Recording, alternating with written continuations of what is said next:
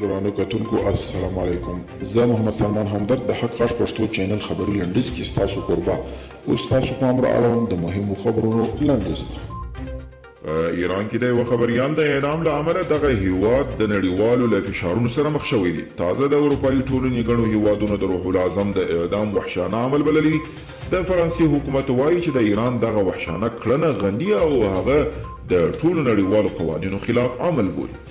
واشنگټن وایي د ټرمپ پلویانو د احتجاجي لاریون پر مهال د چړې برید کې ګڼ کسان ټپیان شوي دي.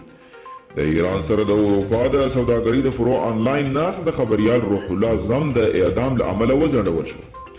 د ایران امنیتي ځواکونو د فخرزاده د وژنې د عاملینو د پیژندلو په پلمه په بنیه کې د ښاریانو په کورونو چاپې وهلي دي او ترکیه په استانبول کې د ایران لخوا د اهوازي مشر تښتول تایید کړي.